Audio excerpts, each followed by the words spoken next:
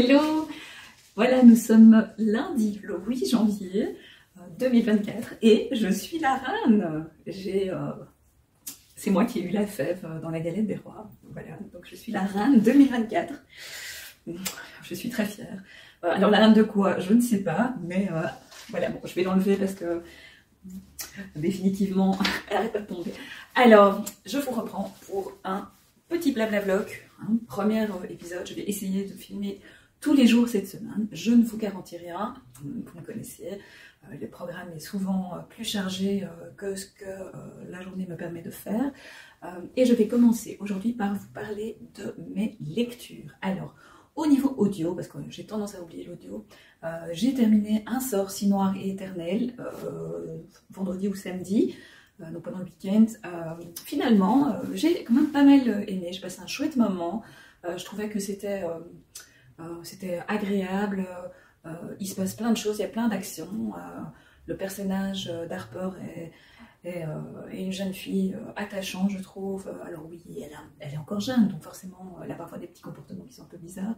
Mais j'ai vraiment bien aimé ce livre et je trouve qu'il essaye d'être inclusif. Il parle de beaucoup de thèmes, donc notamment Harper est atteinte d'un handicap, je ne sais plus lequel. J'avais essayé de retrouver l'info, je vous dirai ça. Et en fait, ben voilà, c'est comme ça, c'est écrit dans le livre, et on n'en fait pas toute une histoire non plus, parce que finalement, malgré son handicap, elle réussit à mener une vie normale. Le frère de Harper est homosexuel, il a un copain, mais même chose, c'est présenté comme de manière totalement naturelle, et je trouve ça vraiment très chouette que ce ne soit pas un livre rien que sur ce sujet-là. Non, c'est vraiment tout un univers qui est créé, une réécriture de La Belle et la Bête. Alors effectivement, le personnage de Ren est lui un peu plus problématique, puisque Ren, voilà, il n'est pas spécialement toujours très gentil, et c'est vrai qu'on ça pourrait laisser sous-entendre que les jeunes filles peuvent tomber amoureuses d'hommes qui les maltraitent, et qui sont torturés. Alors oui, effectivement, maintenant, je crois que c'est aussi un peu illusoire de croire que parce qu'on fait des alertes partout, les jeunes femmes ne vont plus tomber dans les filets de prédateurs. Voilà. Et que justement, on peut avoir tous les codes et avoir toutes les informations et quand même tomber amoureuse de la mauvaise personne. Alors ici, c'est difficile d'en parler sans spoiler, donc je ne vais pas trop en parler. Moi, ça ne m'a pas dérangé, dans le sens où quelque part ça se termine bien. Alors il est certain que ça ne se termine pas toujours bien et que ça c'est important de le dire aussi, mais pour moi c'est aussi une question de dialogue des parents, des enseignants, de toutes les personnes qui sont responsables finalement de l'évolution des adolescents et des adolescentes. Et ce n'est pas que les filles, les garçons aussi doivent apprendre à respecter les filles. Donc voilà, donc ça c'est mon point de vue. Donc moi personnellement j'ai bien aimé Un sort si noir et éternel, et je pense même que si j'ai l'occasion je lirai ou j'écoulirai le deuxième tome. Je pense qu'il n'y en a que 2. Voilà, alors du coup j'ai démarré une nouvelle lecture audio, mais malheureusement j'ai oublié le nom, donc je vous en reparlerai demain. Je vais le noter sur un post-it, comme ça j'aurai le titre près de moi, enfin près de moi en tout cas, en face de moi, et comme ça je pourrais vous le donner. Donc voilà, donc ça c'était l'info qui ne servait à rien. Alors au niveau des lectures papier, j'ai terminé À fleur de peau de Saverio Tomasella. Bof bof bof, voilà, c'est vraiment pas un coup de cœur, je me suis ennuyée, j'ai lu la fin en diagonale. Je trouvais que c'était hyper cliché, qu'il y avait beaucoup de choses. Le personnage de Flora, c'est vraiment, comme j'avais déjà dit dans le vlog précédent, c'est vraiment un personnage qui a toutes les caractéristiques possibles et imaginables de l'hypersensibilité. C'est fort, exacerbé, et par moments c'est un peu de trop. Et alors au niveau de tout ce qui est développement personnel, c'est vraiment, mais vraiment absolument pas discret. C'est à la grosse louche. Alors par exemple, c'est hyper intéressant parce que d'un côté il y a des méditations complètes qui sont écrites dans le livre, mais lire une méditation complète, moi perso ça me branche pas trop. Je me dis qu'en audio à la limite faudrait faire attention de ne pas lire ce bouquin quand on est en voiture, parce qu'on risque de déconnecter. Mais voilà, donc vraiment, si vraiment vous avez envie de découvrir l'hypersensibilité, je pense qu'il y a d'autres livres qui qui vous feront plus réfléchir sur vous-même. Et parce que je me rappelle, j'avais déjà commencé à le lire il y a déjà quelques années et j'avais arrêté, et je comprends maintenant pourquoi. Parce qu'en fait, je me reconnaissais absolument pas dans ce livre, ou en tout cas je me reconnaissais mais pas tout à fait, et ça manquait en fait de cadre et de rigueur je sais pas expliquer, voilà. Et alors l'écriture en plus est hyper simpliste, donc c'est vraiment des phrases courtes, voilà. Donc ça m'arrive rarement, mais j'ai mis par exemple 2 étoiles sur Babelio, ce que je ne fais quasi jamais. Donc voilà, en général quand c'est bof bof, je mets moyen, mais là vraiment c'est même en dessous du bof bof. Mais bon, je l'ai fini. Je m'étais engagée à le lire, donc ça c'était la lecture commune de la semaine passée. Au niveau de cette semaine, la lecture commune que je démarre aujourd'hui, c'est Les Gratitudes de Delphine de Vigan. Voilà. Je ne vous referai pas le résumé parce que je pense que je l'ai déjà lu ou pas, je ne sais pas. Bon allez, je vous le fais parce que vous avez l'air d'insister pour que je le fasse. Donc, alors, vous êtes... Non, ça commence déjà bien. Vous êtes-vous déjà demandé combien de fois dans votre vie vous aviez réellement dit merci? Un vrai merci. L'expression de votre gratitude, de votre reconnaissance, de votre dette. Et à qui? On croit toujours qu'on a le temps de dire les choses et puis soudain, c'est trop tard. Voilà, donc c'est un petit roman, il fait 200 pages, même pas 200 pages, 180. J'ai quand même fait une répartition pour pouvoir le lire, parce que comme je lis en même temps La seconde vie de Myriel West, et que j'ai très envie de continuer à avancer dans mon livre, là j'ai lu 186 pages, et j'aime vraiment beaucoup. Le sujet est original, l'écriture est simple, mais elle est quand même étoffée, agréable, la traduction est impeccable. Bon, ici, c'est une épreuve non définitive, donc il y a parfois des petits coquilles, mais franchement, c'est vraiment rien de dramatique. Je trouve vraiment que ce roman-là, moi, m'apporte plus et apporte plus à mon hypersensibilité que le livre à fleur de peau que j'ai lu la semaine passée. Alors bon, j'ai un peu corné parce que je me suis endormie dessus. Bravo. Donc, bon, il fait quand même près de 600 pages. J'en ai lu 180, donc j'ai presque lu un tiers. Je veux absolument le terminer cette semaine parce que je me sens bien dedans. Voilà. Et ça arrive très souvent avec les livres de chez Faubourg-Marigny. Et ici, Amanda Skenandor, j'ai déjà lu un autre de ses livres et j'avais beaucoup aimé aussi, mais je préfère celui-là. Donc voilà. Alors ici, c'est l'histoire de Myriel West, hein, qui est la femme d'un acteur célèbre, je pense un acteur. Enfin, en tout cas, son mari est célèbre. Je ne sais plus s'il est acteur ou s'il est producteur de cinéma, mais en fait, ça a une importance, mais qui est assez limitée, parce que finalement, très vite, elle est séparée de son mari et de ses enfants parce qu'elle a des petites taches sur sa peau, et ces petites taches en fait sont diagnostiquées comme de la lèpre. Donc nous sommes en 1920, hein, donc dans les années 20, donc la lèpre existait aux États-Unis. Moi déjà, je n'y avais même pas pensé, donc pour vous dire. Et donc Myriel va être séparée de sa famille. Elle va devoir changer de nom pour ne pas faire d'ombre à la carrière de son mari.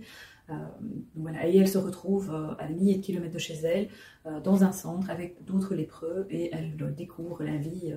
Voilà. Et c'est assez passionnant parce qu'on découvre aussi comment ça fonctionnait. Donc ici, ils ont des tests mensuels, et pendant 12 mois, le test doit être négatif pour qu'ils puissent retourner chez eux.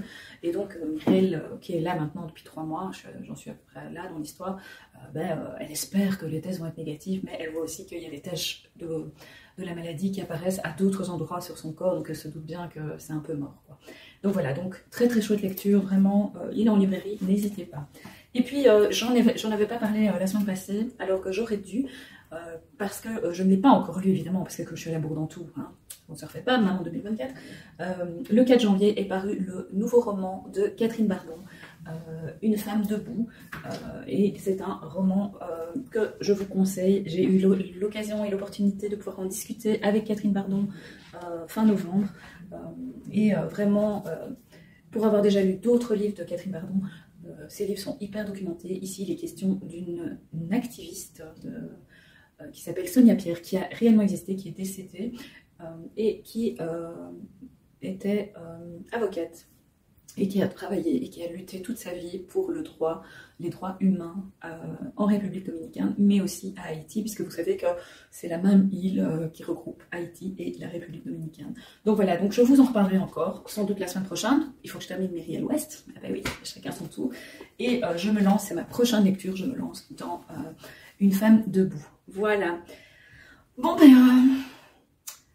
je vais vous laisser, je vais aller faire quelques courses, remplir un petit peu le frigo, et j'essaie de vous reprendre demain. En attendant, bonne lecture à vous. Voilà donc de retour ce mardi. pour vous parler de mes lectures en cours. Alors j'ai commencé hier soir Les Gratitudes de Delphine de Vigan en format poche. D'ailleurs le livre ne doit pas être très loin, je le prends. Voilà, alors j'ai lu pas grand chose parce que j'ai lu 34 pages et encore ça commence à la page, ça commence jamais à la page 1 quand c'est le début du livre, donc j'ai vraiment lu une vingtaine de pages. Voilà, je commençais à la page 11, j'ai lu jusqu'à 64, donc j'ai lu à peu près 25 pages, même pas. Et j'aime, franchement, j'aime vraiment beaucoup.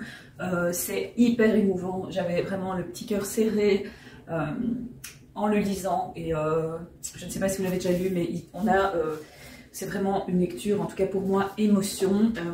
Il est question de deux femmes, une jeune femme qui s'appelle Marie et une vieille dame, une dame âgée qui s'appelle Mishka. Et Mishka en fait ne peut plus rester seule à la maison et du coup Marie va organiser son installation dans un EHPAD, donc une maison de repos en Belgique. Et donc là on est au tout début, voilà, mais c'est vraiment hyper émouvant. Je pense que ça décrit très bien ce qu'on peut ressentir quand on est en fin de vie. Et que l'on laisse voilà, sa maison, son passé, son histoire derrière soi pour aller dans un endroit où on sait que c'est là qu'on va terminer et que quelque part il n'y a plus d'avenir. Le seul avenir qu'on a, c'est cette maison de repos. Et effectivement, c'est assez trash parce que je ne sais pas si vous avez déjà été en maison de repos, mais c'est loin d'être un club de vacances et d'être super top. Marie aussi, cette jeune femme qui l'accompagne, Mishka, me parle aussi énormément puisque je me suis occupée pendant un peu plus d'1 an d'Alice, une dame qui avait 82 ans, qui est maintenant décédée il y a quelques mois. Elle est décédée au mois de septembre, il y a tout juste 4 mois. Et c'est vrai que je ne sais pas, peut-être que j'aurais dû lire ce livre avant, je ne sais pas. Mais en tout cas, ce livre me touche beaucoup et je pense, en tout cas hier, je n'ai lu que 25 pages, mais ces 25 pages m'ont suffi parce qu'au niveau émotionnel, pour moi, en tout cas, c'était vraiment très compliqué. En tout cas, j'aime vraiment beaucoup et j'ai hâte de m'y replonger, donc je vais prendre le train tout à l'heure, donc je le lirai dans le train, donc c'est possible que j'aille plus loin que les chapitres proposés. Sinon, j'ai une petite réception aujourd'hui, vous voyez, vous le reconnaissez, donc c'est le tout nouveau roman de Philippe Besson, Un soir d'été, que j'ai reçu de Sarah de Auteur Presse, donc c'est une attachée de presse belge, qui m'a dit mais je l'ai si tu veux, je te le passe, donc voilà, donc finalement c'est peut-être pour ça que je ne l'ai pas trouvé quand j'étais chez Club ce week-end. Alors la couverture, c'est exactement la même photo qu'un roman poche de Sophie Rouvier.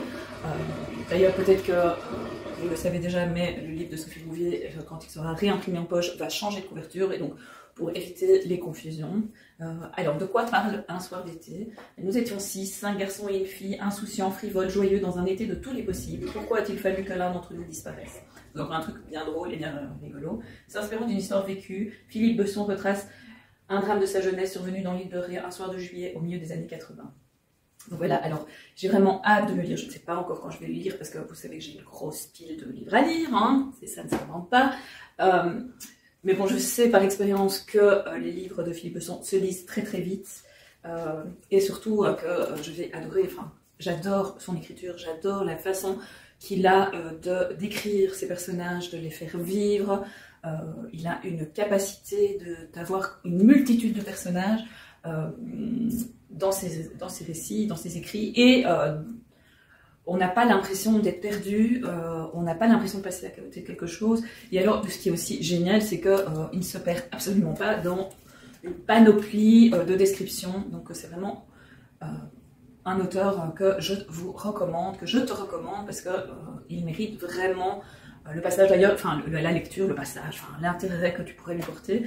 D'ailleurs, c'est mon 3e roman de Luc Besson. J'ai commencé avec Paris-Briançon, que j'avais déjà adoré. Et je sais que j'ai beaucoup de romans à rattraper. Et un de ces 4, je m'y mettrai. Mais voilà, pour le moment, je suis encore tenue par mes services presse, par toutes ces choses-là. Et c'est vrai que les autres lectures, plaisir passe parfois à la trappe. Et lire d'autres Philippe Besson, ça en fait partie. Alors, Et donc il est toujours publié chez Julliard, hein. Ça n'a pas changé comme l'année passée, comme l'année d'avant. Avec quand même, je trouve que Julliard, ils ont fait quand même, en tout cas pour ce livre aussi, et même je trouve que les autres livres, il y a quand même une évolution dans leur couverture, dans les présentations des couvertures, et ça en jette quand même. Même si l'image avait déjà été utilisée pour un autre livre. Alors, hier je vous parlais de mon livre audio. J'ai fait un petit post-it comme je vous l'avais dit, le voilà. Donc je suis en pleine éco-lecture de Vous ne connaissez rien de moi de Julie Héraclès. Alors évidemment, je n'ai pas noté la maison d'édition papier, mais en tout cas c'est en version audio, c'est publié chez Audiolib. Et pour le moment, j'aime beaucoup. Alors c'est un peu surprenant comme lecture.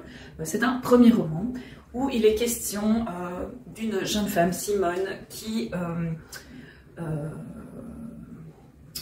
comment dire, qui en fait, à la fin de la Deuxième Guerre mondiale, de la Seconde Guerre mondiale, est rasée. Pourquoi est-ce que Simone est rasée? Parce qu'elle a collaboré avec l'ennemi, donc avec les Allemands, en étant tombée enceinte d'un Allemand. Et donc le livre se partage entre deux temporalités. Alors c'est une temporalité pas spécialement historique, bien qu'il y ait une partie qui se passe dans le passé de Simone. Donc on redémarre vraiment au tout début de sa vie. Et puis il y a la partie dans le présent, donc en 1944, au moment où elle se fait raser par la résistance, par voilà, ces périodes un peu transitoires où en fait tout le monde faisait un peu tout et n'importe quoi, et où de nombreuses femmes ont été rasées. Maintenant c'est plus controversé qu'à l'époque. À l'époque on trouvait ça normal, maintenant on le trouve peut-être moins. Voilà, à la fois je comprends la colère des gens une fois que les Allemands sont partis, mais d'un autre côté, ce sont des actes d'une extrême violence qui ne sont pas mieux que les actes commis par les Allemands lorsqu'ils occupaient la France. Donc voilà, c'est toujours la complexité des temps de guerre et de finalement jusqu'où est-ce qu'on peut aller et jusqu'où la vengeance peut aller. C'est d'ailleurs pas pour rien qu'il y a des lois qui existent maintenant. Après l'armistice en 1944, et clairement, après la libération, clairement, les lois n'avaient plus énormément de valeur et chacun faisait un petit peu comme il voulait et chacun réglait un petit peu ses problèmes comme il en avait envie. Alors en tout cas, c'est très intéressant. Le personnage de Simone n'est pas forcément attachante. Elle a une personnalité qui est vachement bien trempée, elle sait ce qu'elle veut et elle a la niaque. Donc il faut se dire que là, maintenant... je suis vraiment au début de la guerre, donc on est vraiment là en 40, et c'est sûr que déjà avant la fin de la guerre, elle grandit déjà dans un terreau qui fait qu'elle est plus facilement susceptible d'adhérer aux idées extrêmes du nazisme. Voilà. Donc, alors ceci ne justifie pas cela, on peut aussi se faire sa propre opinion, mais ça n'empêche que voilà, elle est issue d'un milieu populaire. Parce que ceci explique cela, je ne pense pas, parce qu'il y avait des gens qui étaient nantis qui ont collaboré aussi. Donc, voilà. Mais en tout cas, si vous ne connaissez pas ce livre, en librairie, c'est le livre où sur le bandeau, il y a la photo de cette femme justement rasée avec un enfant dans les bras. Et en fait, cette photo a servi de base à Julie Héraclès, attendez, je dis que je dis bien Héraclès, pour rédiger, pour écrire son livre. Voilà. Donc, ben voilà, je vous ai dit plus ou moins ce que j'avais à vous dire. Je vais retourner à mes moutons parce que j'ai du travail, des choses à faire et je dois partir. Donc, voilà, c'est toujours un petit peu la course. On croit que quand on ne travaille pas, on n'a jamais rien à faire, mais ce n'est pas vrai. Il ne faut pas penser que les gens qui sont chez eux glandouillent, loin de là. D'ailleurs, je vais aller préparer le repas de ce soir et puis nettoyer les bêtises de mon chien. Voilà. Et avant de partir, je devrais encore aussi pendre une machine, vider le séchoir. Enfin, ouais, il y a toutes ces joyeusetés, on doit les faire aussi. Voilà. Bon, ben j'espère que vous avez, vous aussi, de bonnes lectures, parce que là, franchement, pour le moment, avec mes 3 lectures en cours, donc mon audio et les gratitudes en LLC et la seconde vie de Myriel West, que j'ai continué hier, mais je me suis un peu endormie, donc j'ai pas avancé comme je voulais. Je passe vraiment de très très chouettes moments de lecture. Voilà. Bon, ben on se revoit le plus vite possible, peut-être demain, peut-être un autre jour, on verra en fonction de mon planning. Je vous embrasse et bonne lecture à vous. Hello Bookster. Alors je ne sais pas chez toi, mais ici, il fait froid. Alors aujourd'hui, le ciel bleu a disparu, il fait un tout petit peu plus chaud, mais par contre, il fait beaucoup plus humide. Bienvenue en Belgique. Et donc du coup, je suis très heureuse d'avoir reçu ce matin mon petit bonnet Muse, amoureuse des mots. Voilà. J'ai vraiment pris le temps de choisir mon bonnet. Alors, je sais, je n'ai absolument pas de tête à bonnet, mais par contre, je déteste avoir froid, donc bah, tant pis pour le look, quoi. Donc du coup, quitte à avoir un moche bonnet, autant prendre un beau bonnet. Donc parce que j'avais acheté un bonnet au mois de novembre, un truc chez Primark, genre 4-5 €. Et je vais vous faire un avant-après avec mon bonnet Primark et mon bonnet Muse. Et vous allez voir que ça vaut la peine d'investir dans un bonnet Muse. Voilà, j'arrive. Tadam! Vous voyez, c'est pas tout à fait le même look, hein. Donc regardez, il est déjà tout bouloché. Je l'ai pas payé cher. Voilà, mais c'est pas top. Donc je me sens quand même beaucoup mieux. Bon, évidemment, ça me fait des cheveux tout pleins. Je me sens quand même tout mieux avec mon pompon et mon bonnet de chez Muse. Alors Muse, donc c'est une marque française qui crée... attendez, je me passe un petit look là. Voilà. Bon, j'exagère un peu à peine. Donc c'est une marque française. Alors, je me suis tellement précipitée pour le mettre que j'ai laissé la petite... il y avait la petite étiquette. Donc c'est une marque française. Alors, je regarde d'où est-ce que ça vient, parce qu'évidemment moi je ne regarde pas. Bon, évidemment c'est du made in China, hein, donc faut pas s'attendre à des prix équitables, on va dire.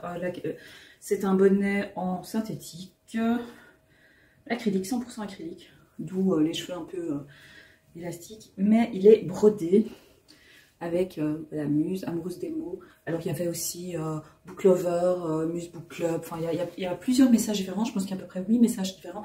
Et il y a des couleurs différentes puisqu'on peut l'avoir en bordeaux, en gris je crois, moi je l'ai en noir, parce que ma veste est noire, mon écharpe est noire. Donc voilà, il faut être logique dans l'assortiment quand même. Il est en bleu marine aussi, et je pense qu'il est en blanc. Voilà. Donc, mon petit bonnet Muse, je l'ai utilisé pour aller promener Jack ce matin. Voilà. Bon, je vais peut-être pas rester pendant tout le vlog du jour. Donc nous sommes vendredi, je ne sais pas si je vous l'ai dit, vendredi le 12 janvier. Voilà, 12 jours déjà que 2024 a démarré. Et j'ai terminé hier 2 lectures. Alors j'ai terminé en audio... Vous ne connaissez rien de moi, de Julie Héraclès, que j'ai vraiment bien aimé. Alors, je l'ai terminé il y a 2 jours, je suis toujours un petit peu dans le questionnement par rapport au personnage de Simone, qui est un personnage réel. Donc, Julie Héraclès s'est inspirée et a fait des recherches sur Simone, j'ai oublié déjà son nom de famille, qui était clairement une collaboratrice. Oui. Une collabo, on va pas dire une collaboratrice parce que ça fait comme, enfin oui, elle travaillait pour les Allemands, elle a dénoncé des Français, elle a vraiment participé activement à l'occupation allemande pendant la Seconde Guerre mondiale. Et avec ce livre, Julie Héraclès essaie de montrer que derrière ce côté inhumain, qui peut paraître inhumain de dénoncer, de travailler pour l'ennemi, il y a quand même une femme avec des sentiments, des émotions. Et c'est ça qui, en fait, je pense, est le plus perturbant. C'est qu'on a tendance à diaboliser ces gens qui commettent des actes incompréhensibles, des actes qui vont dans l'atrocité, qui conduisent à la mort d'autrui. Donc on a vraiment cette habitude de se dire, mais non, c'est pas possible, on ne peut pas... une personne qui fait ça ne peut pas être amoureuse d'un homme, avoir des émotions, ressentir des choses... pour son enfant, pour les enfants des autres. Et c'est là que moi ça m'a perturbée, parce que quelque part, voilà, je pense que Julie Héraclès a raison, et on a envie de se dire que c'est pas possible, que les deux ne sont pas compatibles, mais on oublie souvent que nous avons que l'être humain a 2 faces, il a une face positive, une face négative. On est ni ange ni démon, et ça c'est pour tout le monde. Alors évidemment tout le monde ne va pas dans des extrêmes comme Simone, bien entendu, mais nous aussi parfois nous agissons mal, nous aussi parfois même sans le vouloir, nous faisons du tort à autrui, et donc c'était intéressant de le rappeler. Et c'est vrai que pendant des décennies on n'a peut-être pas réussi à avoir cette distance suffisante. Donc cette distance, avoir une distance suffisante pour justement voir l'être humain dans son entièreté et ne pas y voir qu'un monstre. Et c'est un petit peu le même débat que quand on parle d'œuvres, que ce soit musicales, cinématographiques. C'est un peu un débat qui est fortement au devant de l'actualité régulièrement, c'est de savoir est-ce qu'on peut dissocier finalement l'acte de l'humain dans sa production créative. Mais ici, il n'y a pas de production créative, mais il y a quand même toujours quelque chose de positif. Enfin, voilà, c'est avoir foi finalement en la bonté de l'âme humaine, même quand elle fait des atrocités. Et d'ailleurs, il y a plein de serial killers qui tuent, et à côté de ça, qui sont des êtres adorables. Et quand on découvre que ce sont ces personnes-là qui sont coupables des crimes en série, ben, les voisins, la famille, les proches sont... mais non, enfin, je repense encore à Sambre, par exemple, le violeur de la Sambre. Ben, ses proches... voilà, il avait réussi quelque part à différencier les deux, et je crois que c'est un mécanisme qui est humain. Alors évidemment, il ne nous plaît pas, on n'a pas envie, on aimerait bien que l'humain soit toujours parfait, qu'il ne fasse jamais rien d'atroce, mais voilà, malheureusement, c'est pas toujours possible. Donc voilà, donc c'était une bonne lecture, c'est un premier roman, honnêtement, c'est plutôt bien mené, il n'est pas trop long, donc on ne se perd pas dans des descriptions. Et alors, ce qui est intéressant avec l'audio, c'est qu'à la fin, il y a une interview de Julie Reckless, et qui n'est pas très longue, mais par contre, où elle explique en fait son processus créatif, comment elle a écrit ce livre, comment elle s'est documentée. Elle justifie aussi ce choix de montrer justement cette ambivalence entre le bien et le mal, la présence du bien et du mal chez Simone. Et donc, je trouve, personnellement, moi je trouve que c'est intéressant, enrichissant, et surtout, c'est un livre qui a le mérite de faire réfléchir, enfin, en tout cas à mes yeux. Donc, alors, j'ai lu un avis sur Babelio où quelqu'un disait ah ben oui mais bon ça ne va pas, on essaye de la rendre meilleure, c'était une criminelle, il ne faut pas enjoliver sa vie. Moi, enfin, à la fois je comprends son point de vue, parce que comme je disais, cette personne se positionne dans l'idée qu'on a, c'est-à-dire quelqu'un est coupable, donc il ne peut pas avoir des sentiments positifs, il ne peut pas avoir des sentiments de bienveillance, il ne peut pas exprimer de la joie, non, et ça doit être un criminel tout le temps. Et je pense que non, enfin, surtout qu'ici, si on prend le cas de Simone, elle a quand même un enfant, donc si cette mère arrive à aimer son enfant de manière inconditionnelle comme toutes les mères, malgré les actes qu'elle a commis, ben, tant mieux pour l'enfant, quelque part. Parce que, je veux dire, déjà, il va devoir vivre avec l'histoire familiale qui est quand même lourde et chargée, mais si en plus de ça, sa mère est une mère délétère qui s'en fiche de lui et qui ne s'en occupe pas, ben voilà. Donc, maintenant, c'est un point de vue, et c'est ça qu'il faut retenir. Alors, ça, c'était la première lecture que j'ai terminée. J'ai terminé également, alors, j'ai toujours bien organisé, remarquez. J'ai terminé également Les Gratitudes de Delphine de Vigan, en format poche, au livre de poche, et c'est officiel, c'est mon premier coup de cœur de l'année 2024. J'ai vraiment, vraiment adoré cette lecture, je l'ai dévorée. Alors, il se lit assez vite, hein, il y a 180 pages, donc, je veux dire, mais parfois on peut avoir un livre qui fait 180 pages et c'est pas pour ça qu'il se lit facilement. Ici, vraiment, c'était un vrai bonheur de lire ce livre, de découvrir l'histoire de Mishka, de Marie et de Jérôme, puisqu'il y a 3 personnages dans ce roman. Il y a Mishka qui est en fin de vie et qui progressivement perd la parole, donc elle perd un élément important de la communication. Puis il y a Marie qui vient lui rendre visite. On ne sait pas, on sait qu'elle n'est pas la maman, enfin qu'elle n'est pas la fille de Mishka, mais on ne sait pas le lien qui les unit. Et puis il y a Jérôme qui est l'orthophoniste dans la maison de repos où Mishka termine ses jours.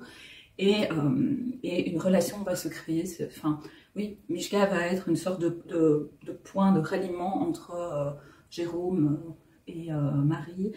Il y a une sorte de connexion qui se fait, et je trouve que c'est tellement juste en fait de se dire qu'autour d'une personne, différentes personnes peuvent graviter elles ne doivent pas spécialement avoir le même âge, être de la même génération que cette personne, mais c'est pas pour autant qu'il n'y a pas des liens qui peuvent se créer. C'est pas pour ça non plus que parce que on est à la fin de sa vie, on ne peut plus rien apporter à autrui. Ça aussi, je trouvais que, enfin, moi en tout cas, ça m'a touchée. Et puis ça, enfin, j'ai beaucoup souri parce que souri et aussi, il y a eu des moments où j'étais vraiment très émue aussi. Il y a de très beaux passages. Voilà, j'ai acheté des petits post-it, c'était ma résolution. Enfin, je me suis dit qu'en 2024, pour faire mes chroniques, ce serait plus simple que j'utilise des petits post-it pour marquer les endroits. Avec, j'ai tout fait tomber. Bon, je reviens maintenant que tout, donc dans la petite pochette de Gilbertine, la pochette poche. J'ai un bic, j'ai les petits marque-pages et le bic. Pourquoi le bic? Parce qu'il y a moyen d'écrire sur les petits marque-pages. Alors j'écris évidemment pas des tartines et je n'écris pas sur tous les petits marque-pages, mais par exemple, évidemment je ne trouve pas un où j'ai écrit. J'en ai écrit peut-être sur 2 ou 3, surtout à la fin, parce que hier j'étais dans le train et quand on est assis c'est quand même plus facile. Voilà, ici j'ai mis un petit cœur, voilà, parce que je trouvais que c'était beau. Là, ici, j'ai mis déclin progressif parce que au fur et à mesure de la lecture et de l'écriture, plus Mishka décline au niveau de sa santé, au niveau social, au niveau de son intégration dans les paths où elle est et tout ça, plus elle décline en fait, tout simplement. Et ça, c'est fortement marqué dans le livre. Alors, je vais vous lire un petit extrait.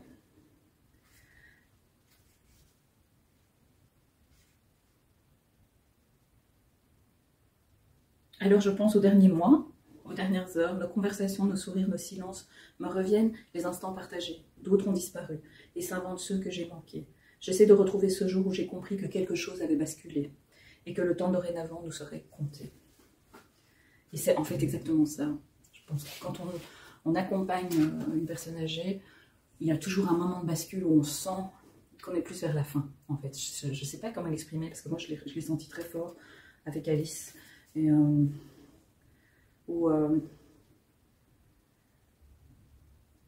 sais pas, j'essaie de pas spoiler ce qui n'est pas évident. Elle tire derrière elle la porte de son appartement, cette porte qu'elle a fermée des centaines de fois. Mais aujourd'hui, elle sait que c'est la dernière. Elle tient à tourner elle-même la clé dans la serrure.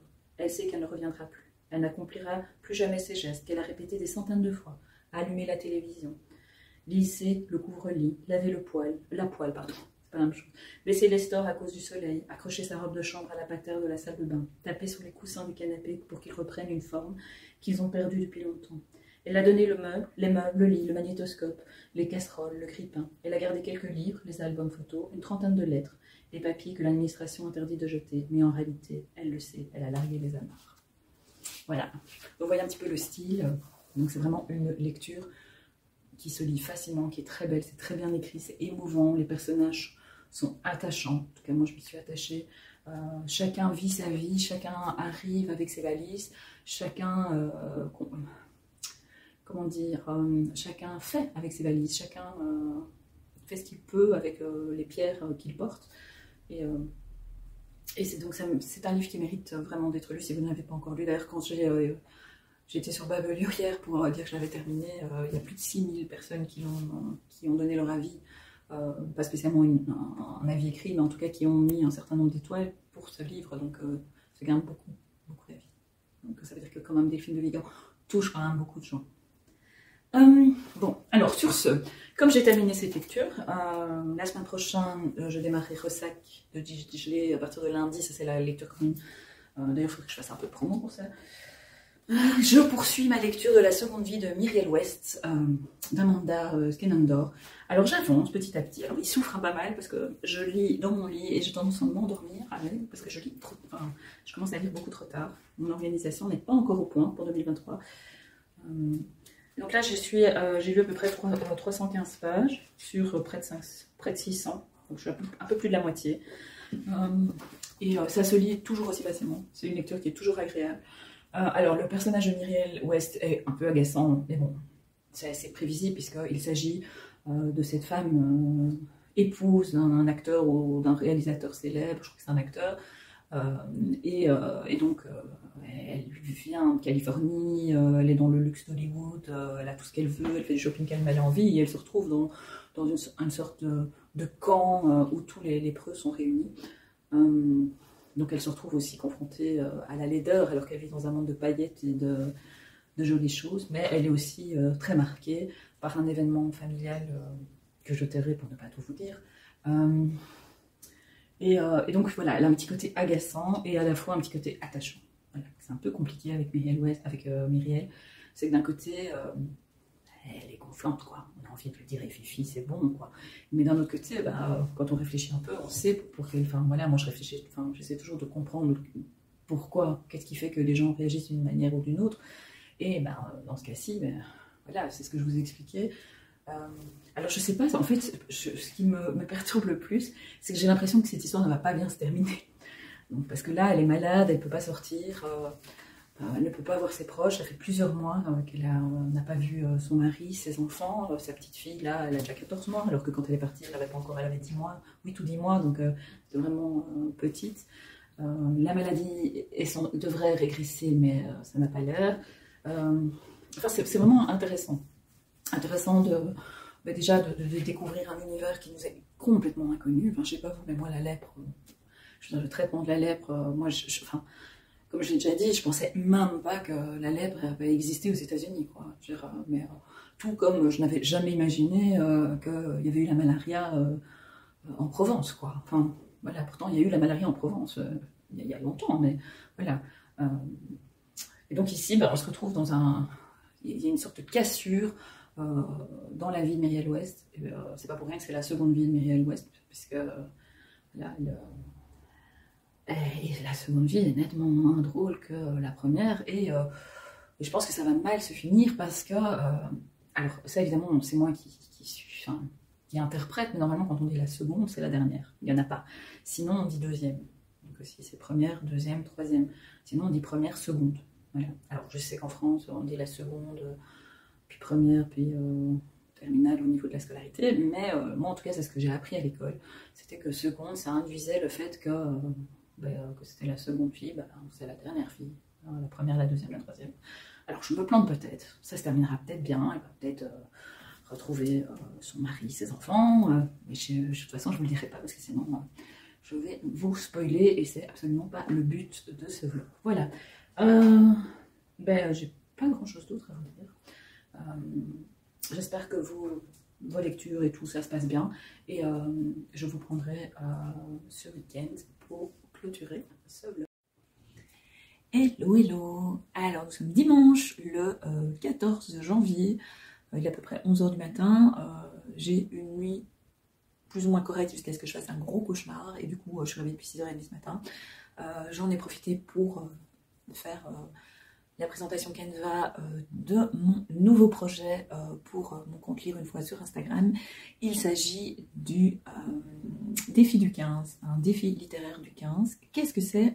Tout simplement, chaque mois, le 15 de chaque mois, je vous dévoilerai un défi à relever, un défi en lien avec la lecture évidemment, à relever pour le 14 du mois suivant. Alors, quand je dis défi, ça peut être lire un livre avec telle caractéristique, faire une vidéo, faire une tour, enfin je prends des trucs un peu bateaux que tout le monde a déjà fait, hein, mais style faire une pile de livres de la même taille que soi, voilà, ça peut être plein de défis différents. Donc ça peut être aussi bien au niveau de la lecture que des petites performances à devoir faire. Alors, le principe est simple, donc on relève le défi. Quand on a relevé le défi, on fait un reel ou un post en lien avec ce défi, où on montre son défi. Et donc là, l'idée, c'est aussi de créer une publication sur votre compte. Donc c'est pas en story, c'est en post ou en reel. Ça doit être posté avant le 15, en m'identifiant, c'est pas spécialement dans le post, mais ça peut être aussi m'identifier sur la publication, et en mettant le hashtag le défi littéraire du 15. Puis à la fin du mois, quand les participations sont clôturées, je procéderai à un tirage au sort, et le gagnant de ce tirage au sort recevra un livre de son choix, un livre de poche de son choix, d'une valeur maximale de 10 €. Ça, c'est pour le défi mensuel. Alors, à la fin de l'année, donc dans 12 mois, donc en janvier, le 15 janvier 2024, je ferai un tirage au sort de tous les participants sur toute l'année, avec, donc ça veut dire que si vous avez participé 5 fois au défi littéraire du 15 pendant l'année 2024, ben, vous avez 5 chances de gagner. Celui qui a participé tous les mois, ben, il y aura, je ne sais pas si ce sera 11 ou 12 défis, ce sera 12 logiquement, donc 12 chances de gagner. Donc voilà, vous voyez un petit peu le truc. Donc quelque part, à partir du moment où on fait un défi, on rentre déjà dans la possibilité de gagner le mois où on a participé un livre de poche d'une valeur de 10 € maximum, je précise, et ensuite, dans un an, la possibilité d'un grand tirage au sort et de gagner une box littéraire. Je ne sais pas encore ce qu'il y aura évidemment dans la box littéraire, puisqu'on est qu'au mois de janvier 2024, et cette box littéraire sera envoyée en 2025, mais il y a de fortes chances qu'il y ait un livre, qu'il y ait des goodies, enfin bon, ceux qui ont déjà participé à mes concours ou à mes swaps, ou qui ont déjà fait un swap avec moi, savent que je suis assez généreuse, j'aime bien partager les choses. Voilà, donc ça c'est, donc demain sera révélé le premier défi pour 2024, et j'ai hâte quand même. Bon, ça c'était pour le défi. Alors, qu'est-ce qu'il y a d'autre? Demain, ce soir c'est la fin du concours pour gagner le livre de Marie Vareille, Désenchantée. Et demain, ce sera le concours pour gagner Sarah Perchetti Amo de Serena Giuliano, dédicacée. Alors je sais que Alice d'Alice au Pays des Livres a organisé un concours la semaine passée, donc si vous n'avez pas gagné ce concours, vous avez encore une chance de le gagner la semaine prochaine. Voilà, alors, donc j'ai parlé du défi, j'ai parlé du concours. Lecture commune, sous lecture commune demain, donc il y a un site, mais il y a surtout l'application lecture commune. J'organise la lecture commune de Ressac de Digelet, donc aux éditions Point. Donc, pour démarrer l'année, j'ai choisi des petits livres tout fin, qui se lisent logiquement assez rapidement. Celui-ci est encore plus court que les gratitudes de la semaine passée, puisqu'il fait 164 pages. Donc voilà, c'est tout à fait possible de rejoindre la lecture commune en cours de route la semaine prochaine. Voilà, elle commence demain, elle se termine dimanche prochain, donc ça laisse quand même 7 jours de lecture pour faire 160 pages. Je pense que ce sera possible. Alors, de quoi parle Ressac? Alors, Ressac, c'est un récit sensible et puissant. Alors, désolé, hein, je ne vais rien inventer, je vais lire ce qui est écrit derrière. Donc, Ressac, c'est un récit sensible et puissant pour celles et ceux qui ont déjà éprouvé un désir de prendre le large. Alors, je ne sais pas vous, mais moi, par exemple, aujourd'hui, après avoir m'être réveillée à 6h30 du matin après un cauchemar, m'être pris quand même un peu la tête avec mon homme, parce que de temps en temps, ça arrive aussi, avoir appris des trucs pas très cool et des comportements de certaines personnes qui sont parfois difficiles à gérer. Et bon, là, je sens qu'il y en a certains qui vont se sentir visés. Ben, tant pis pour vous si vous vous sentez visés. Peut-être que ce n'est même pas à vous dont je pensais, mais moi je me dis, si vous pensez que je parle de vous, c'est que vous savez bien que vous ne faites pas vraiment ce qu'il faut. Voilà. Alors, donc ici, Digelet, c'est une illustratrice, une autrice de bande dessinée et une romancière française. Donc, elle a déjà publié plusieurs livres, dont notamment Je serai le feu, qui a l'air très très bien. Mais bon, je vais d'abord lire celui-là. Si celui-là me plaît, il y a de fortes chances que je rajoute Je serai le feu sur ma... Regardez mon petit air fatigué. J'ai une tête de dimanche. D'ailleurs, je suis toujours en pyjama. Regardez, je peux même me mettre comme ça si j'ai vraiment trop froid. Ça fait un petit peu au nom de la rose. Non, mais... Après, mon homme regarde ma vidéo et il rigole. Voilà.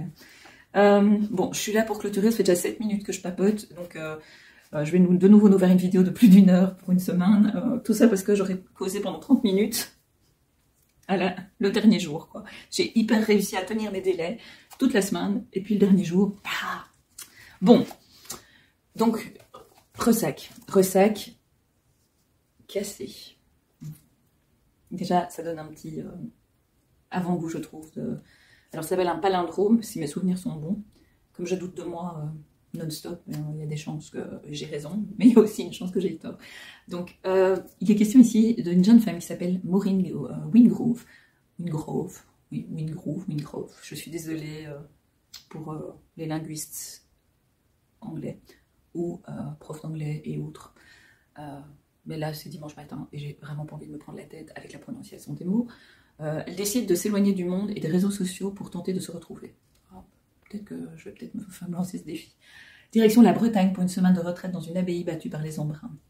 Une semaine dense, intense, une semaine assaillie par des vagues de souvenirs, par des émotions, par des portraits de femmes, par des rencontres insolites et inoubliables. Une semaine face à elle-même, en quête de sérénité. Ressac est le journal de cette parenthèse.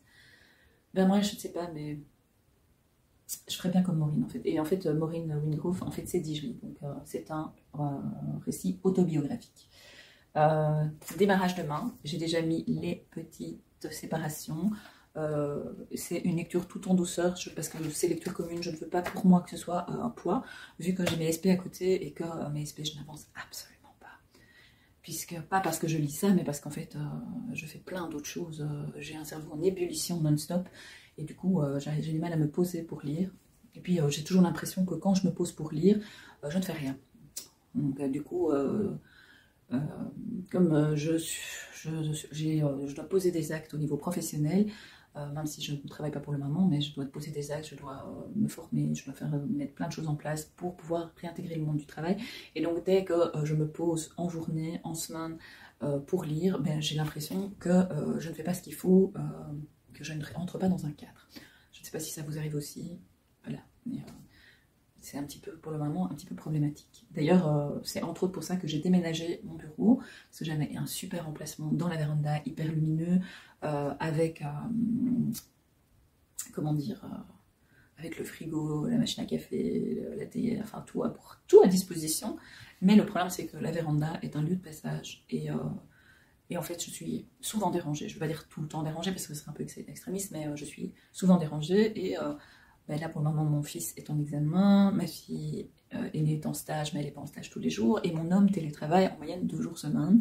Donc, en fait, quand on fait le planning de tout ce petit monde, plus Lucie avec son mercredi après-midi, et le vendredi où elle a fini à 3h, il faut aller la chercher, il faut aller chercher les affaires. Enfin, et donc, en fait, finalement, je me suis rendu compte que de me retrouver dans cette véranda, dès que quelqu'un rentre à la maison, ben, j'arrête ce que je suis en train de faire parce que je m'intéresse quand même à la personne qui rentre.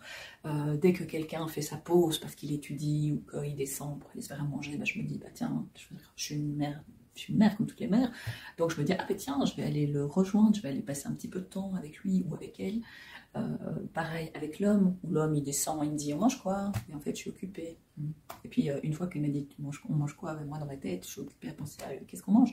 Et donc qu'est-ce qui se passe, ben, il se passe que du coup ben, j'arrête ce que je suis en train de faire, et donc finalement j'ai du mal à rester concentrée, focus sur mes objectifs, et j'ai déjà même du mal à fixer mes objectifs. Donc l'idée ici c'est de me recentrer. Donc j'ai investi une partie de la chambre à coucher, de notre chambre à coucher. On a reculé un petit peu le lit, donc l'homme a un petit peu moins d'espace de son côté, mais bon, on n'a pas une petite chambre à coucher non plus. Donc, et puis lui, il a un bureau de 12 mètres carrés pour lui tout seul, donc je pense que ça va, il n'est pas perdant dans l'affaire. Donc voilà, donc moi je ferais bien comme dit Gelée, comme Maureen Wingrove, ouais, je suis nouveau occupée à tergiverser là-dessus. Une petite semaine de retraite, loin de tout, déconnectée, des contacts avec personne, sauf si j'ai envie d'avoir des contacts. Ah, je m'y vois déjà. Bon, donc du coup, si vous avez envie de nous rejoindre, ben vous êtes la bienvenue. J'avance, pas assez vite à mon goût, mais j'avance dans la seconde vie de Myriel West. Alors, le personnage de Myriel West m'énerve par moments, et à la fois je la comprends, donc c'est un peu, voilà, un petit peu un état d'esprit divergent. Regardez mon chouette marque-page que j'ai acheté à l'expo Jean-Julien Studiolo au MIMA quand j'étais avec Lucie la semaine passée. Voilà, c'est lui. C'est un autoportrait. Donc, ouais, elle est toujours dans sa léproserie. Hein. Là, on a un moment un peu plus difficile dans sa vie. Mais quelque part, elle a aussi généré ce qui lui arrive. Voilà, donc parce qu'elle a une personnalité qui est quand même très égocentrée. Et donc, du coup, bah, c'est par moments un petit peu compliqué de se dire, bah, oh la pauvre chérie. Donc oui, effectivement, la pauvre, elle est isolée de sa famille et tout ça, mais d'un autre côté, elle ne se facilite pas la vie par rapport à son comportement. Je suis presque à 400 pages. Il me reste 200 pages à lire à peu près. Oui, il me reste 200 pages. Bon, voilà. J'espère avancer aujourd'hui. Je vais essayer de m'autoriser des temps de lecture aujourd'hui en journée, vu qu'on est dimanche. Peut-être que je ne vais pas culpabiliser. Et je vous en reparlerai quand je l'aurai terminé. Au niveau audio, j'ai démarré la Symphonie des monstres de Marc Lévy en service presse de Lizzie. Donc je l'ai aussi reçu en service presse de Sarah. Mais je pense, enfin, quand j'ai vu qu'il était en audio, parfois je le passe en, comment dire, j'ai un blocage. Donc quand je vois que je n'avance pas dans mes lectures, que je peux avoir en service presse des audios de livres que j'ai dans ma bibliopale, mais en fait je les prends parce que je me dis, mais comme ça je fais d'une pierre deux coups. Alors évidemment, ce que je n'ai pas en audio, ce sont les illustrations. Il y a des illustrations dans le roman. Il n'y en a pas à tous les chapitres. Hein. Voilà. Et c'est vrai que maintenant que je vois ça, ben, je me dis, ah mince, c'est quand même vachement sympa les petites illustrations. Ça permet d'avoir une vision des choses. Alors, ce roman, comment dire, j'aime bien. C'est l'écriture de Marc Lévy, c'est sans surprise, c'est bien écrit parce que Marc Lévy, quoi qu'on en pense, quoi qu'on en dise, écrit bien. Bon, ça fait quand même plus de 20 ans que le gars il écrit aussi, donc ce serait quand même malheureux qu'il ne sache pas écrire. Il exploite un sujet qui lui tient fort à cœur. Pour avoir pris un goûter avec lui il y a 1 an et demi, un peu, ouais, il y a 1 an et demi maintenant. Déjà à l'époque, c'était au début de la guerre en Ukraine. Enfin, au début, ça faisait à peu près 4 mois que l'Ukraine avait été envahie par l'armée russe. Et ben, ici, on nous plonge en Ukraine, dans le conflit entre l'Ukraine et la Russie. Bon, alors Marc Lévy, clairement, il suffit d'aller sur son profil Facebook. Je ne sais pas si maintenant c'est encore le cas, mais en tout cas pendant longtemps, c'était le drapeau ukrainien. Donc clairement, comme la majorité des gens, hein, on est tous bien d'accord que l'invasion russe n'est pas normale et que la souveraineté de l'Ukraine doit être préservée. Ici, qu'est-ce qui se passe? Un enfant, Valentin, est enlevé à l'école par un commando russe. Donc c'est un petit Ukrainien. Et sa maman, qui est infirmière, qui s'appelle Véronica, va en fait tenter de retrouver son fils. Voilà. Et donc pourquoi est-ce qu'on a enlevé cet enfant? Mais tout simplement parce que les Russes ont décidé d'offrir une vie meilleure aux enfants ukrainiens, donc une vie meilleure, c'est-à-dire une vie qui correspond à leurs aspirations, bien entendu. Et notamment, ils vont justifier le fait que les enfants ukrainiens ne sont pas en sécurité, que les Ukrainiens ne peuvent pas garantir la sécurité des enfants, alors que ce sont les Russes qui les bombardent. Donc j'avoue que j'aime beaucoup. Maintenant, cette nuit, j'ai fait un cauchemar, comme quoi les Russes nous attaquaient. Donc je pense que ce livre a un impact énorme sur moi.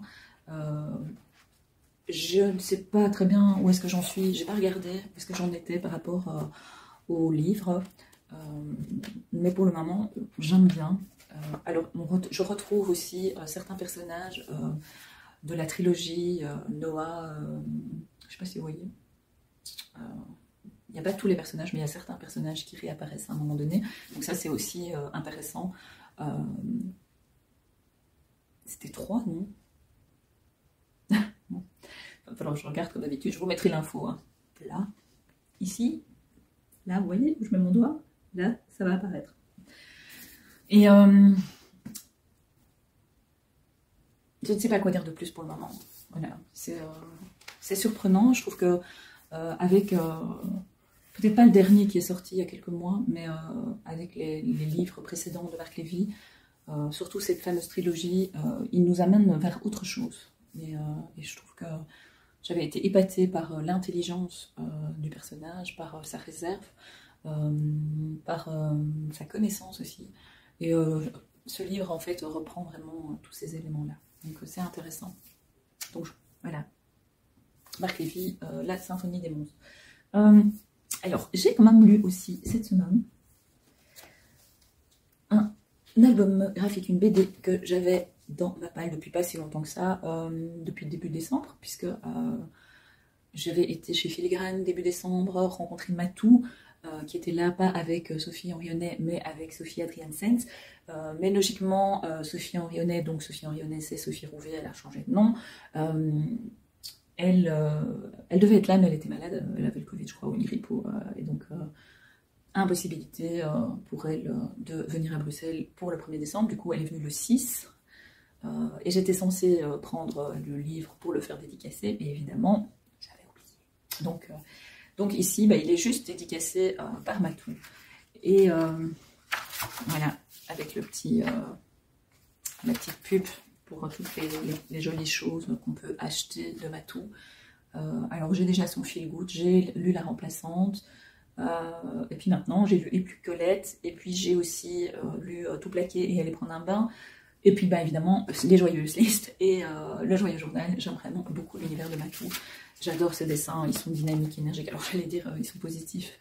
Pas toujours, donc je ne vais pas vous montrer le dessin. Enfin, si je vais vous montrer, c'est pour. Voilà, donc c'est pas hyper positif puisqu'on est dans un cimetière. Mais donc, Et puis Colette, c'est l'histoire d'une jeune bibliothécaire qui se retrouve à devoir s'occuper de sa nièce Colette après le décès de sa sœur. Et donc, elle habite Paris, elle se voit contrainte de retourner dans sa ville d'origine pour les funérailles, et aux funérailles, elle apprend qu'elle va devoir s'occuper de cette petite fille, Colette. Et c'est vraiment hyper mignon, hyper attachant. Il y a plein de beaux sentiments, de belles émotions. C'est un album graphique, une BD que je vous conseille. Voilà, c'est un peu une histoire comme on aimerait. Enfin, ça se termine bien.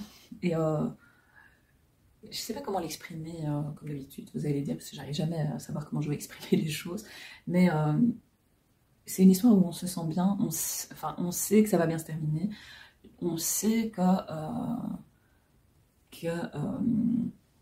y est, j'ai oublié son nom, Anouk, voilà, va prendre les bonnes décisions, les bons choix. On voit un peu venir les choses, ça c'est clair, mais d'un autre côté ça fait du bien en fait, parce qu'on se rend compte aussi qu'Anouk, elle a ses failles, elle a ses questionnements, elle a ses incertitudes aussi, et finalement elle ose, elle dépasse ses peurs, et ça lui apporte du positif. Donc c'est vrai que c'est une lecture qui est plutôt chouette, et c'est pas récent, hein, je crois que ça date de 2018. Voilà. Alors pour la petite histoire, pour moi, et puis Colette, mais Colette, c'est l'autrice, quoi. Donc je sais pas pourquoi, je m'étais dit, c'est un bouquin sur Colette, mais en fait ça n'a rien à voir, et tant mieux. Donc c'est paru aux éditions Delcourt. Bon, mais voilà, j'ai fait le tour, ouais, on peut le dire comme ça, de ce que je voulais vous dire pour ce dimanche, pour cette deuxième semaine de l'année 2024, pour ce 12e vlog. Et donc c'est sur ces mots que ce vlog se termine. Je vous souhaite de belles lectures, et n'hésitez pas à laisser des petits commentaires, des petits mots d'encouragement, à me dire si vous avez aimé. Et si vous avez aimé, vous pouvez aussi partager ce vlog sur vos réseaux sociaux, faire de la publicité, parce que plus on est de fous, plus on rit. Voilà. À la semaine prochaine, bon, ça veut dire à demain, hein. Mais bon, ça, il ne faut pas le dire. Je vous fais plein de gros bisous, et à très vite. Bonne lecture.